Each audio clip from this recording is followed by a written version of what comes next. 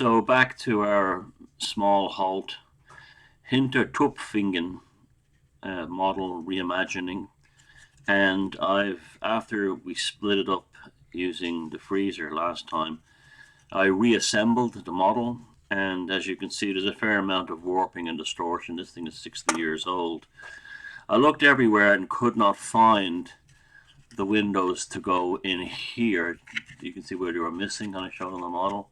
So, as fortune would have it, I have this little brick hut which has a green door and a shovel and a pick, and it was exactly the right size to cover the windows, and it will also allow the lighting inside to come out through this window here. And it's brick, so we'll just assume it's a scale brick. It's an extension that was built onto the main station here.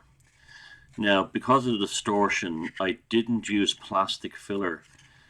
Well, I did. I make my own plastic filler. That's actually, it becomes part of the structure. I get old pieces of a evergreen styrene, and I put them into an old glue jar, plastic glue jar, and I let them melt with plastic glue until they become a kind of a creamy paste. This is ideal for the corners of old warped models because it not only fills them, but it also glues them and gives them an added strength. There was quite a severe gap here. This will be all painted over, and there was a severe gap, not surprisingly, where this extension went on, so it allowed me to fill in that area to stop light leaks and also to give this thing a bit of strength and flexibility, because it's going to have to be pushed back onto the roof. It's not going onto the original base. I'm creating a new base for that will be bespoke to the location that it's going to be sitting at. The other thing what I did was I put guttering on here and a downspout, and that was made from just a piece of red wire glued on, and when these are painted they will look like gutters. You'll see it when it's done.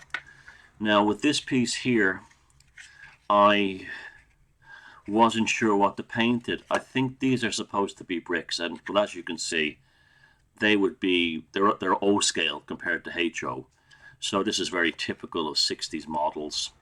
So looking around the internet, it was kind of disheartening. I couldn't find really any pictures of small stations in Germany or in the Germanic world that looked like this.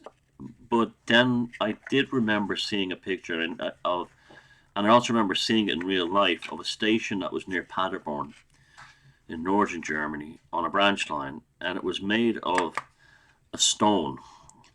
It was like a cut sandstone, but it had a proper pitched roof. Now we'll just pretend that this one was damaged in the war, and they quickly installed a corrugated roof to get the station open again. So I am modeling the 1950s to 1970s period, so we'll say it's that. Now the roof, I wasn't sure whether to go with asbestos or corrugated metal sheeting. I'm going to go with corrugated metal sheeting on both of these roofs, the same color, because I want to do rusting effects, which actually will bring them to light. So a rusted effect corrugated metal sheeting roof, and the sides will be a sandstone. I'll leave this brick, well, repaint it of course, and I'm going to use the markers to do this. Now I'll do the body first, and while that's done, I'm going to start repairing the chimney, or creating a new chimney for here. Mind you, this chimney here is a very strange one. It clips to the outside of the exterior wall, see that, and on the inside, but it's handy because it forms a kind of registration point to make sure this lines up properly, so it has a good function. But I don't know what kind of chimney that was supposed to be in real life. I also glued up this damage that was here.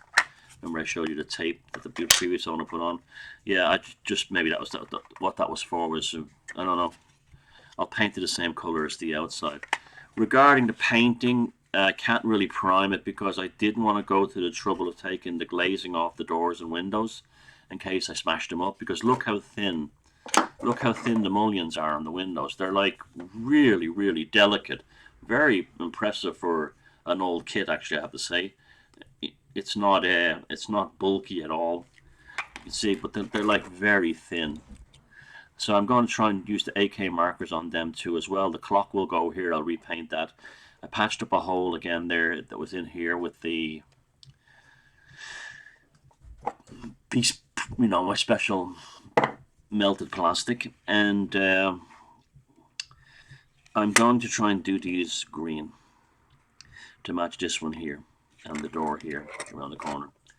So I'll use the AK markers for that and the door. I'm going to paint the interior a white or cream color, and I'm going to have, I'm going to have to paint the back side of these doors here, because when the lights are in there, you're going to get light bleed through these.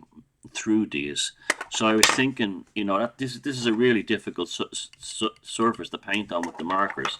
Even if you paint it black, you'll still get an element of translucency.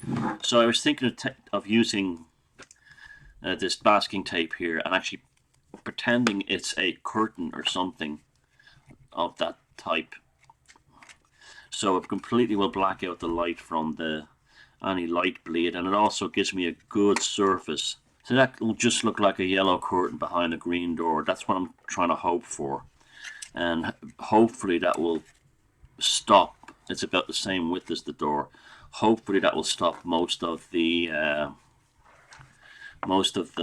light bleed coming through from the electric lights, the electric light inside the building, because of the glass. So I'll start doing the interior section. For this, I'm going to use Vallejo Blanco White.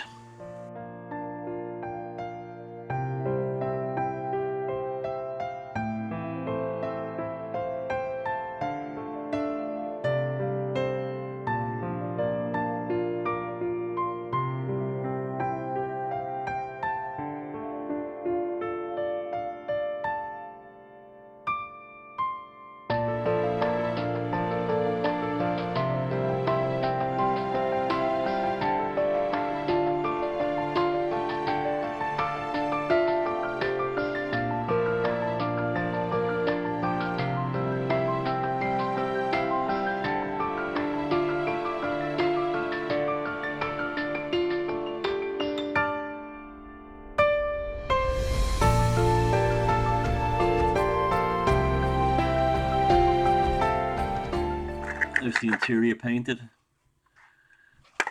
Again, it looks like an off-white grey. Perfect, that's exactly what I want. I didn't want snow white, and I just wanted enough to reflect some interior light. Next, I'm going to get the AK Colors real marker and blacken out the doors, trying not to keep the light coming through the windows in the doors. And this might be a bit tricky, so basically the back of this door.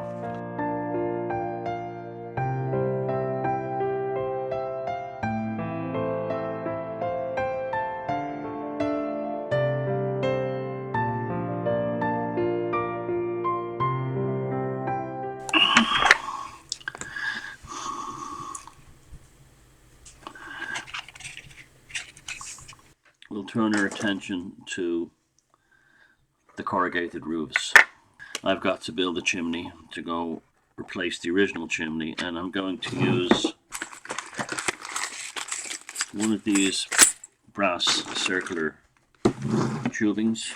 These come from, I think, Green Stuff World, whatever it's called. And on top of this, to create the flashing, I'm going to look for some appropriate, this will do it, evergreen styrene. Again, just, you don't have to be scientific about it, just wide enough to cover this for the chimney to sit on. So I'm going to do 2 pieces. I'm going to need 2 pieces of this. Again, this is lead flashing, so this is often quite rough. Again, it doesn't matter if you don't have a perfectly straight 90-degree cut. So it's going to be painted the color of the. This is the cement I like the best. AK quick cement, extra thin, and it dries really fast. And I know it sounds like I'm advertising AK products, but I have to say everything they make is quite good. So I'll take this off so I don't glue the roof on prematurely.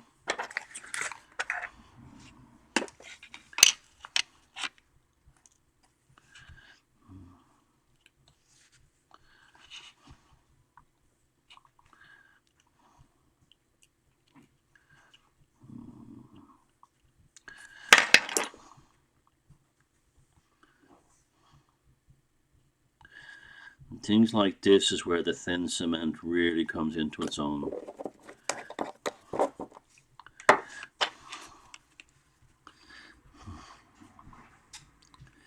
We'll move it back a bit. Again, let that dry, give it a bit more glue from the underside.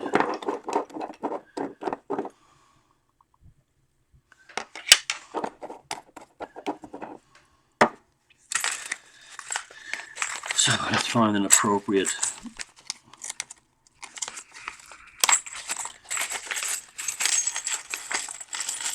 these kinds of things I find very useful. They're usually quite inexpensive too, and they're ideal for having in your model collection, your hobby, your building, your model building, repairing collection. There's just, you can do so much with this stuff, and I think that one there looks about right. Yep, it seems very happy there. So I'm gonna put these tubes back in. Overdid it a bit.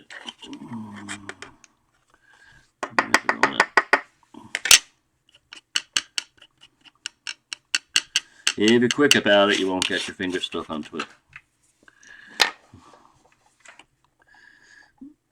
How does that look?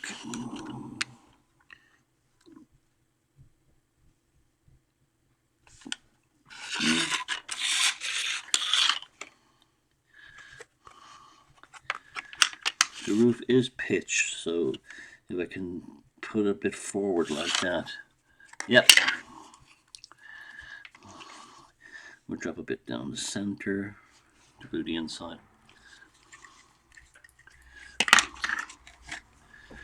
Okay, so it's like a stovepipe chimney. And we'll bring it a little forward. We'll try and get it to glue a little forward to compensate for the angle and the pitch of the roof.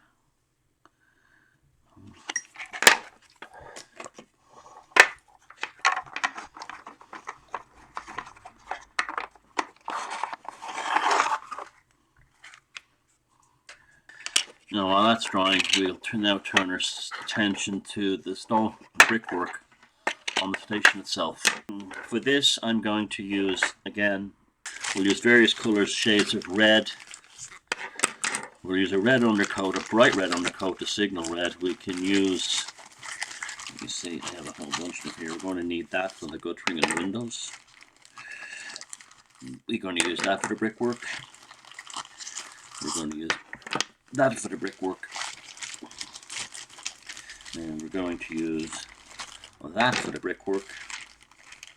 And we're going to use that for the brickwork. So we have like various reds and oranges here. You could add yellows if you want, but we're going to basically paint the bricks all one color first, including everything except the window frames. And then we're going to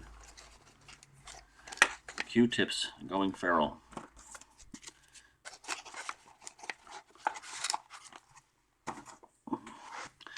Then we're going to highlight individual bricks, including the brick surrounds around here.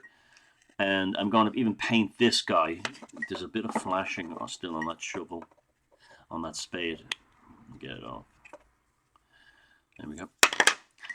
And do the doors a darker olive green, as well as the downspouts and the gutters. So let's start with an orange undercoat. This is Orange RAL 2004 by AK Real Color Markers.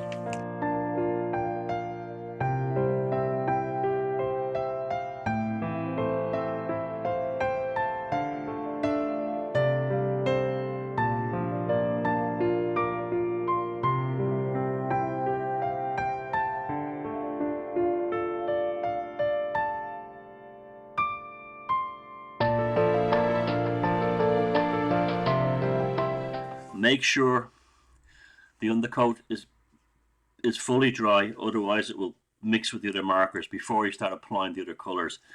No hard signs to it. This is their signal red.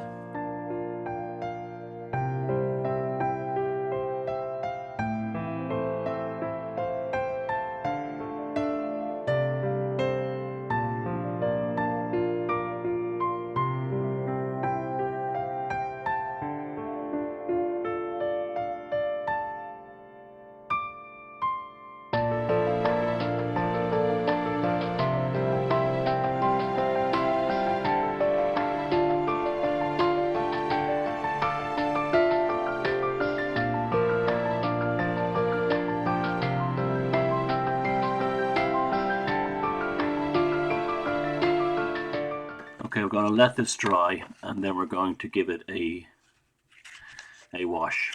Now, there's a million and one ways to do mortar lines on brick, white mortar lines, and what I like to use, I'm not saying one is better than the other, is this.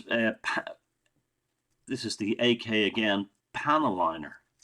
You know, the panel liners you would normally use on rolling stock to bring out panels. They make a light grey one. It's shake it up, and I use a regular brush, not the little brush that comes with it. That if I was doing rolling stock, I would. I'd put this in here and give it a good coat of this. It's almost like a chalky substance, and then I will just gently dip it. I don't know if you can see that it's going in there, and not only does it bring out the panel lines, but it gives tonal uniformity to the brickwork. Make sure you get every part of it.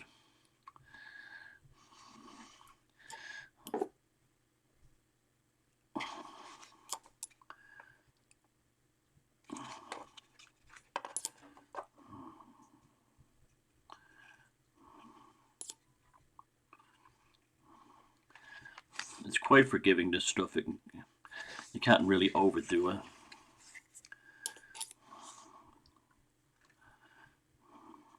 Just dab it like that. Don't brush it on per se. But just make sure you get every brick, every mortar line. And I have it drying like this in the upright position. What's nice about this is that there's a randomness to it. Some mortar lines on some courses of the bricks will be more pronounced than others, so that's also quite realistic. But it really is like if you have plastic models, paint them with a little bit of effort like that. Not only is it fun, not only is it relaxing, but it's worth the effort. It's just worth the effort. It takes something that's a toy and brings it into a model.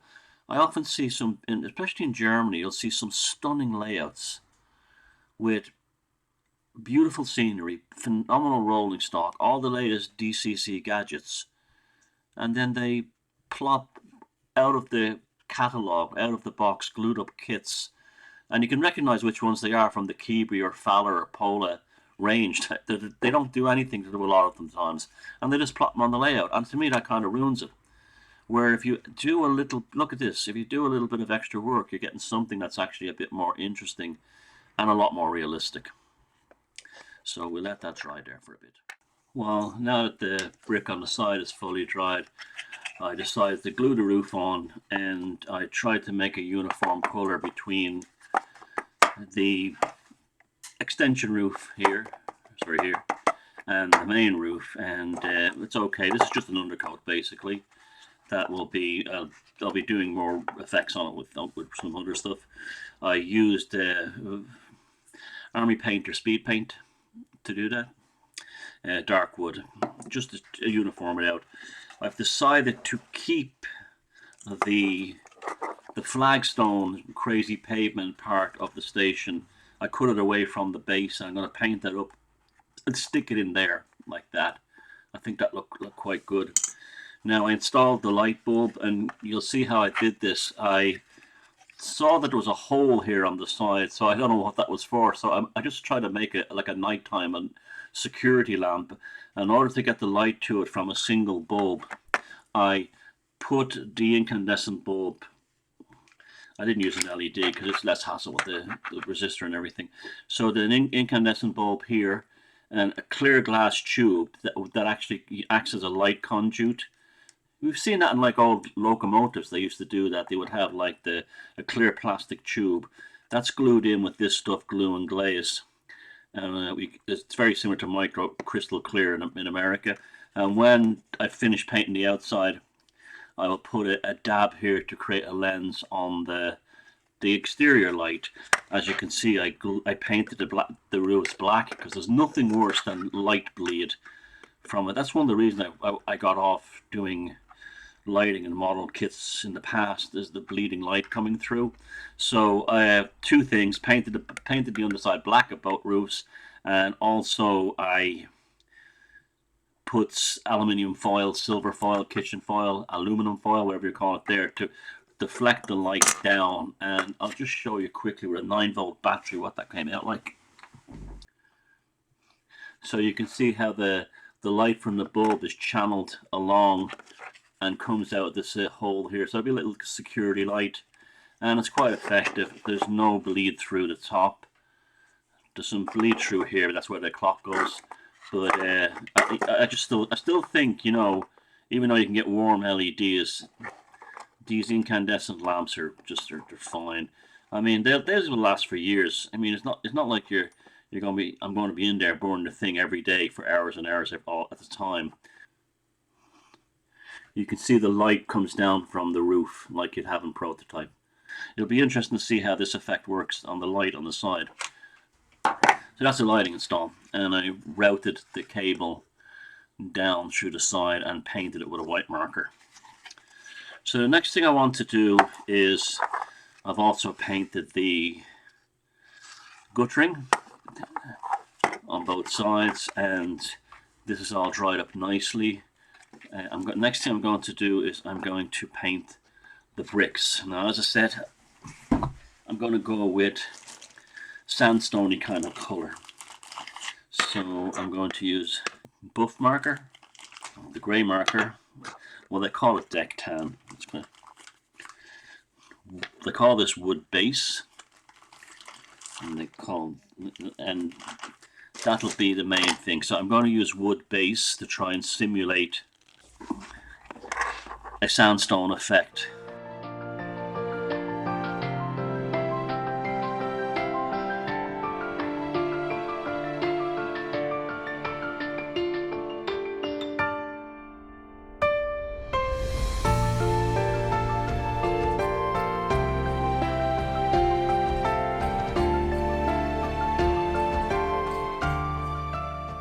Already I'm liking this much better than that green plastic that came on the kit that Fowler molded in. I'm going to paint that mounting on the wall for the clock a metallic color, but for now I'll just do that. So I only have to really paint the top part of it. And again, I want to keep the sign with the name on it. I don't want to lose. So you can squeeze in the pointed tip. You can squeeze into quite tight places with these markers. But don't push on them too hard. The tip is reversible. If it does start to wear down, you can pop it out, pull it out, and flip it the other direction.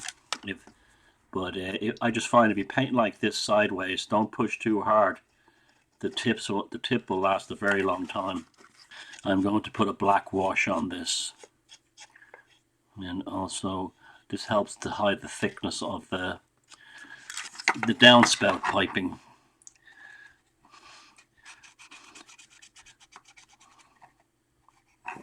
Which is fairly overscaled when you think about it, but I've seen guttering that came with these kits, the older kits, that was ridiculously overscaled, so I'm not feeling too guilty about that. I'm going to try and keep this sign here, this information sign, this timetable.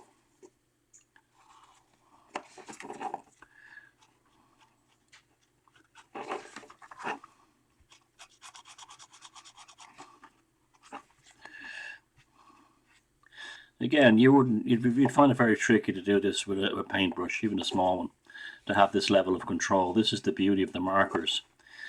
They're really designed to paint kits on the sprue before you assemble them. But they've been a revelation for me since I started using them. And they're also very, very inexpensive. They do last a long time. These, at the retailer here in Ireland, I pay €1.70, I think, which is nothing, you know, when you think about it, you know. And you avoid the trouble of, yeah, that's not as good as like having a really good paintbrush and stuff, but it avoids the trouble of cleaning up your paintbrushes and things like that.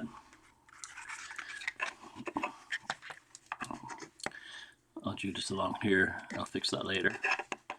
And I'm keeping the German post box, whatever they call it over there, the mailbox, the German one, the iconic. Although I'm not necessarily setting this part of the layout in Germany, it is continental Europe, so, you know, it works for Germany. And it's a nice touch. It has the logo on it. I'm going to try and bring it out with a marker later after I paint it yellow. I don't mind if I spill onto it because I'm going to be painting this yellow. Okay, so we've done the first coat around. I actually think that's a huge improvement already. Very happy with that. Now I'm going to go with the wood base. No, sorry, not the wood base. We just did that. I had two of them. They call it buff. And we might try another color, but I wanted to do these two to start with. So picking out individual blocks.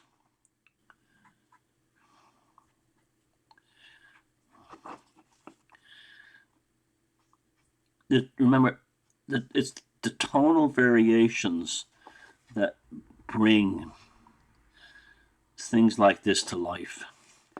The uniformity, it can, you know, unless it's a brand new building, can kill its stone dead.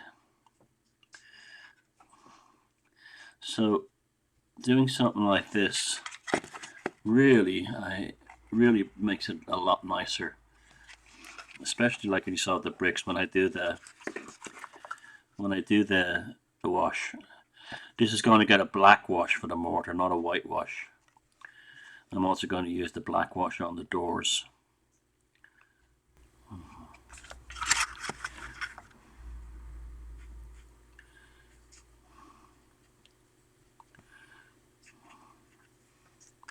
Don't forget to go around corners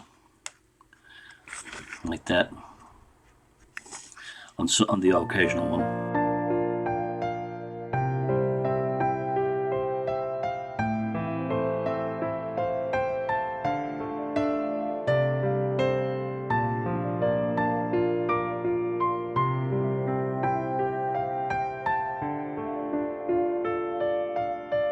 You can see here, I'll just show you this, the tip on this one, which they call deck tan, it's a bit light, so I turn it around, a bit worn down. So I'll turn it around and bring the more pointed one on this side.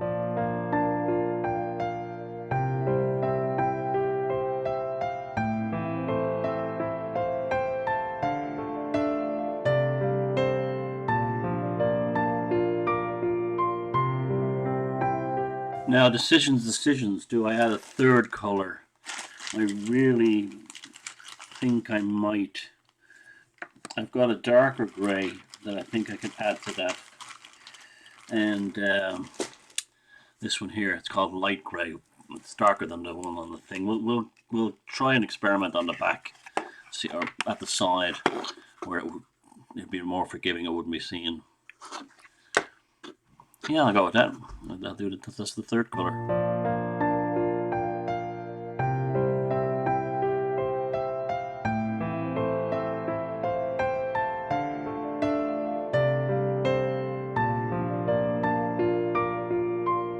We're actually getting some look to it. Next thing I want to do is paint the bottom. You can see the bit here was chipped off. That was on the base. I'm not worried about this because it's going to be pushed into a foam base, which you'll see later, and so it'll hide it. And I put some foliage there as well, and anywhere else there's a gap needs filling. So for the base, I'm going to go with, it doesn't have a name, but it's a dark grey. It's RCM 025.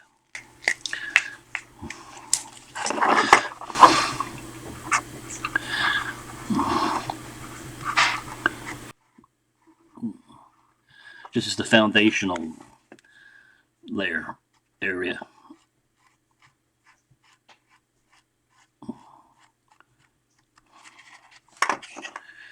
And I'm going to do the flagstones on the floor the same color too.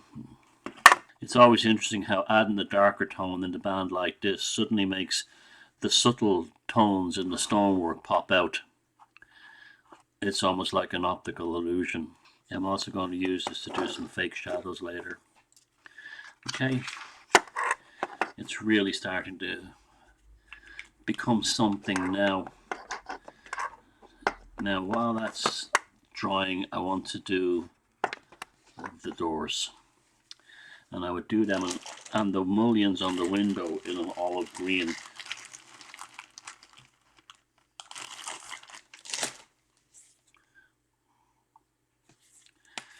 Now this is a leap into the dark. It's going to be tricky doing them. I'm not bothered by the brown in the background remaining. I'm just going to try and avoid the glazing being damaged. And I'm also going to do the outer part like this, as you would often get painted that way in real life as well. That's the first one. Now this horizontal one. I like to do horizontals and then vertical. If anything, the brown plastic in the background is actually adding a sense of depth to these, almost like a shadow. So it's not a problem. If it was a very garish color, like a yellow or something, the bright red, you'd be kind of stuck then. Yeah, I'm quite happy with that. Look, it's made the green windows look rather dainty. Now let me do the door.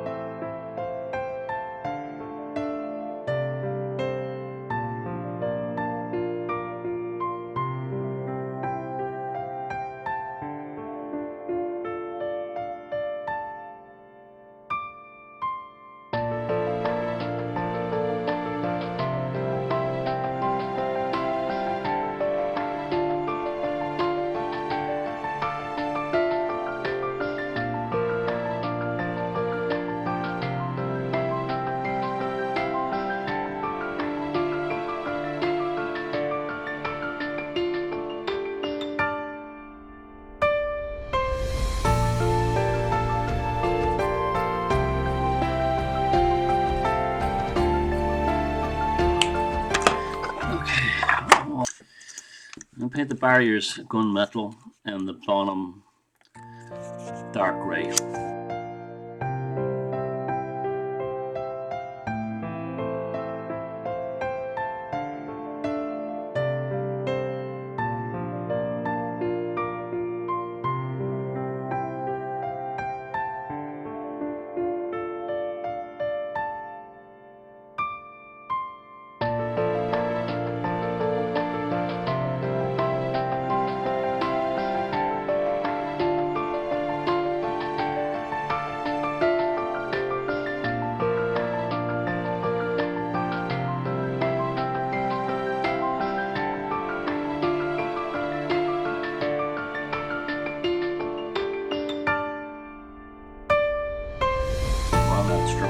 Back to this, we start looking at the roof.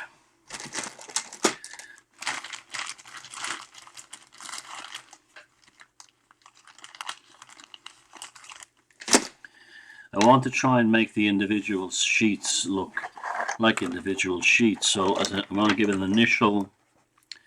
I'm going to try and see how the sheets would be laid down in real life. And I reckon they'd be between the bolts, so that one there. Remember, this is just an overcoat here.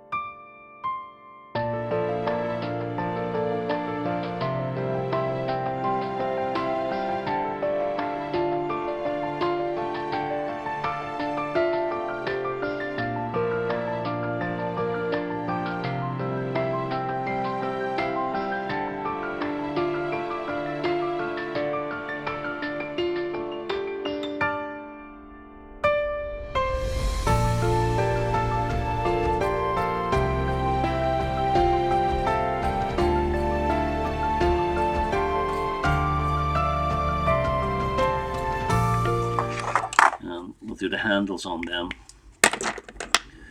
We'll do one. There's a light brown, so it's a brand new pick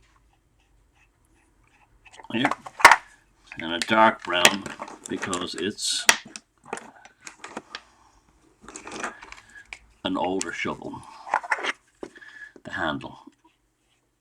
There you go.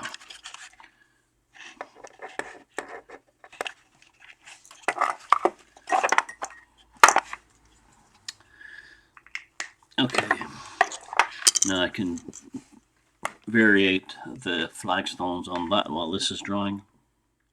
Again, don't be pedantic. The wash will hide a lot of the faults. And I'll just use this light grey just to do the others.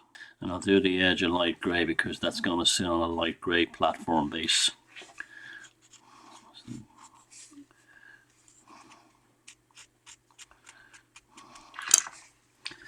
Okay.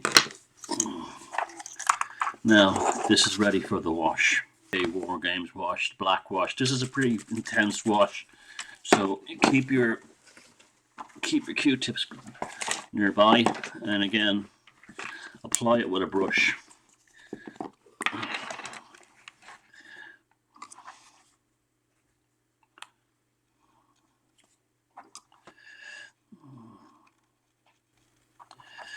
You see, it goes on pretty intensely. So you got to keep wiping it off.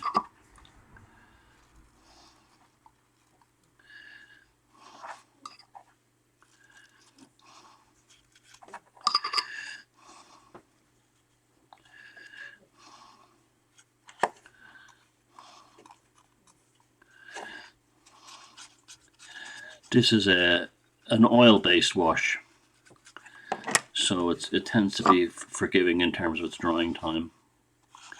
It also doesn't mess with the acrylic paint underneath from the markers.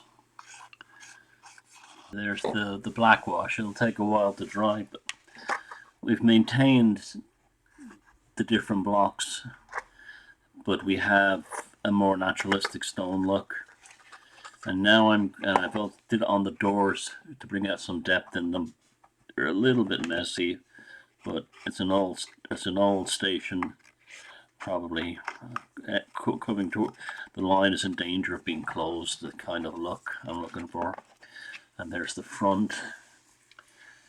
Now the next thing is I want to do the roof.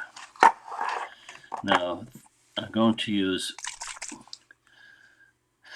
AK Work dark rust wash, and I'm going to cover the whole thing in this with a bigger brush, so to kind of tie all these different tones in together.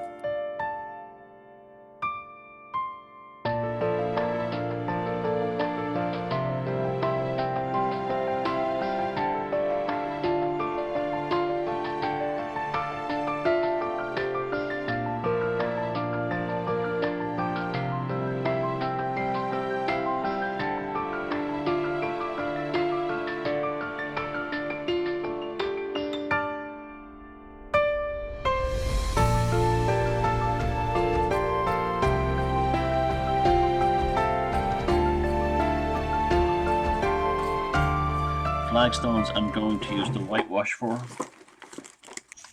the panel liner, and this time I'll actually use it like panel liner. I'll drop it into the gaps. It's like a chalky pigment that has a tendency to fall to the bottom of the bottle. So we've more or less finished this station building at this point now. Some more details will be added to the bottom now, weeds and stuff when I base it. I added some. I wanted to save the original figure, but I couldn't get it out of that bucket seat it was sitting in, so I just repainted the bench for a different sitting figure, a standing woman. There is the lens. It's white now, but that will dry crystal clear for the ducted light, for the outside security light. I put the clock back and I painted the frame gunmetal rather than the bright red that it was. And the chimneys is secure. I did the guttering and the downspouts in olive green. And the tools on the door are done. And the post box, I haven't quite finished that yet. Let me just see if I can pop out the Deutsche Post logo as best I can. That's fine. Now, before I move on to the base, the last thing I have to do to this is I want to add some new rust. I'm very happy with the roof came out, It looks the business okay. Different sheets, different aged corrugated metal, but I want to add some new rust, and I'm going to use the Citadel Colors. It's dry. I don't know what it's called. It has a name, but it's the orangey rust. It's their texture paint. You know, the technical paints they call them. They have a slight texture in them, and I'm going to try and put these on the appropriate places on the roof and then try and spread them out here and there. So when you get these corrugated roofs, I've got one next door to me. I had a look, and you tend to get the rust at the corners here like this.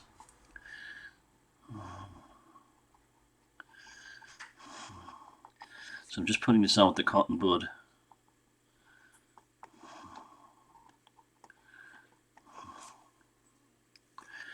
Bit thicker. I want it to look really rusted. And then you can pull the streaks down like that. And these corners here tend to get quite rusted, where two edges meet.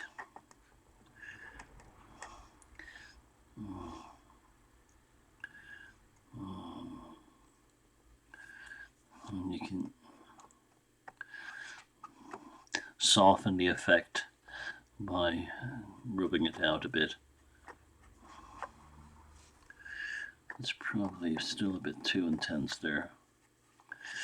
And then randomly a few other places I want to do it. It's an old station. The railway company doesn't know whether it wants to keep it open or not.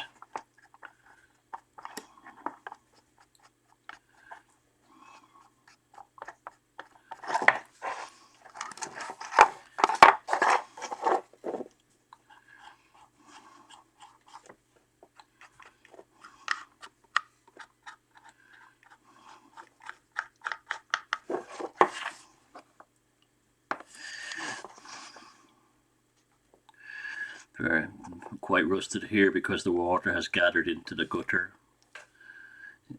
The guttering, so it's built up. Maybe the guttering has been not properly cleaned. The water builds up here and has heavily rusted this section here.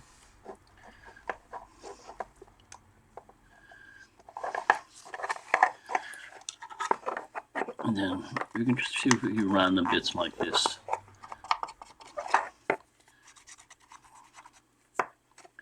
Here and there, perhaps where it's a little too dark, the undercoat.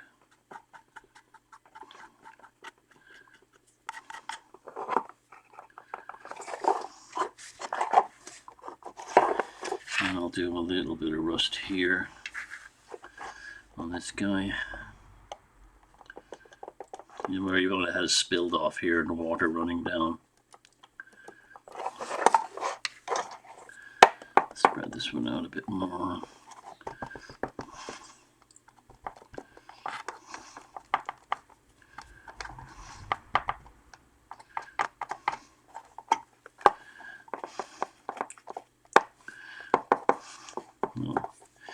Maybe a little bit here. Yeah. Just, you know, it's easy enough to wipe off if you don't like it. There. You'd like to do some that's come around from the chimney stack, where the water has gathered at the back and has run down the roof.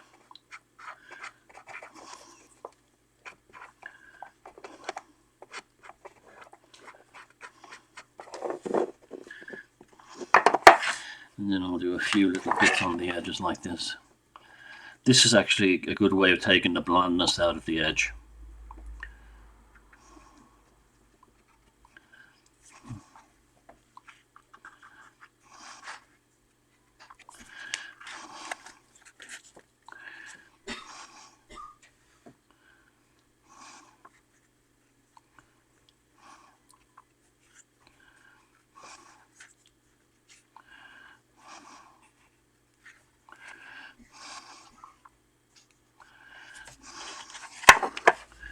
Okay.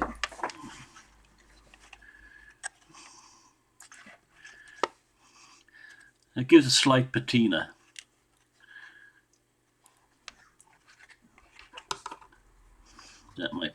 too much there in that way there. You don't want it looking like bright orange paint. That's basically the feel you're looking for. Okay.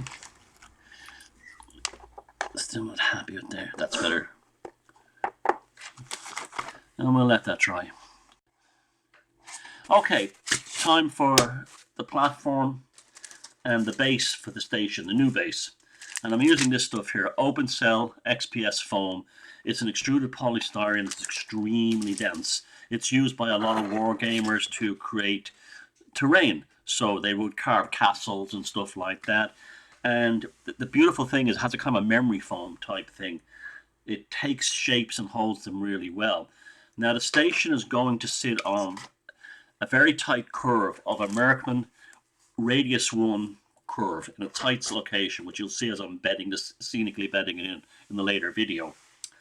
And what I did was I pressed down the foam onto the Merckmann radius 1, and that gave me the correct curve for the station to sit on. So the first thing I want to do is I want to cut this out of here. It cuts very easily with the craft knife. It's very, it feels like almost like a soft, a kind of a balsa wood without the grain. That's almost the feel it has.